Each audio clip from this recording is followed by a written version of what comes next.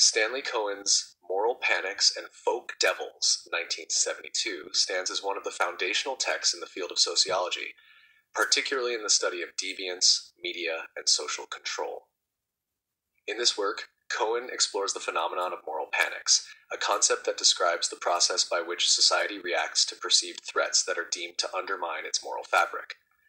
The concept of folk devils refers to individuals or groups who are scapegoated and blamed for these moral threats.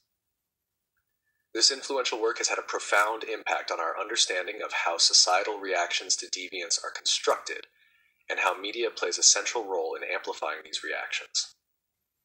1. The concept of moral panic. At the core of Cohen's analysis is the idea of the moral panic, a social phenomenon that arises when a group or event is perceived as a serious threat to societal values and norms.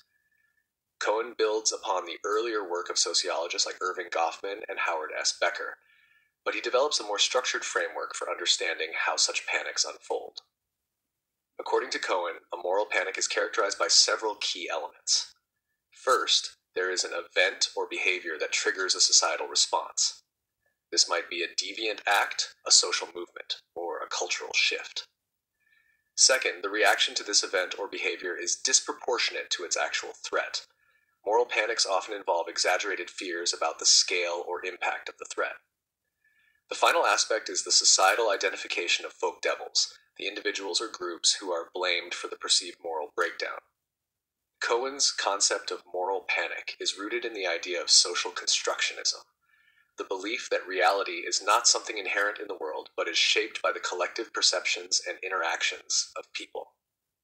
In this context, a moral panic is not simply a reaction to an objective threat, but rather a constructed phenomenon that is magnified through media and public discourse. Number 2. Folk devils and scapegoating. The second major concept in Cohen's work is that of the folk devil. Folk devils are those individuals or groups who are identified as the cause of moral breakdown or societal harm. These figures are often portrayed in a simplistic, exaggerated, and negative manner, demonized as the embodiment of the threat. Folk devils are typically marginalized groups, outsiders, or those who deviate from social norms in ways that challenge established cultural values. The notion of the folk devil is closely tied to the concept of scapegoating, where society directs its anxieties and frustrations onto a particular group. Folk devils, according to Cohen, are constructed in such a way that society can project its fears and anxieties onto them, simplifying complex social issues into easily digestible narratives of good versus evil. The media plays a crucial role in this process by sensationalizing and amplifying the threat posed by folk devils. Cohen's analysis of folk devils also highlights how the concept can be used to justify societal control and repressive measures. By demonizing certain individuals or groups, authorities are able to rally public support for interventions that may otherwise be seen as excessive. These interventions can take many forms, such as criminalization, surveillance, or social exclusion, which often further marginalize the targeted groups. 3. The role of the media. A central aspect of Cohen's analysis is the role of the media in moral panics. Cohen argues that the media is not simply a passive reporter of events, but an active participant in the construction of moral panics. The media shapes public perception by framing certain events or behaviors in ways that elicit fear, outrage, or anxiety. The media's role in the creation and amplification of moral panics is illustrated in Cohen's analysis of Mods and Rockers riots of the 1960s. In this case, a series of violent confrontations between two youth subcultures were exaggerated by the media into a nationwide moral panic. Cohen demonstrates how the media, by selectively reporting on the riots and sensationalizing the behaviors of the youth involved, created a narrative of widespread social breakdown. The media's portrayal of the Mods and Rockers as threatening and dangerous groups contributed to the moral panic surrounding them, leading to calls for greater social control and surveillance. In Cohen's view, the media not only reports on deviance, but also contributes to its construction. By sensationalizing events and emphasizing the threat posed by folk devils, the media plays a pivotal role in shaping public perceptions and creating moral panics. This idea has been developed further in later works on media studies and the sociology of deviance, where scholars have explored how media representations of crime, youth subcultures, and marginalized groups can perpetuate moral panics. 4. The cycle of moral panics. Cohen's work also explores the cyclical nature of moral panics. A moral panic often begins with a triggering event that draws attention to a particular social issue. This event is then amplified by the media, which stirs public fear and outrage. As the panic grows, it may lead to calls for action from authorities, such as legislation, law enforcement intervention, or public campaigns. However, over time, the panic may subside as the perceived threat is seen as either exaggerated or resolved.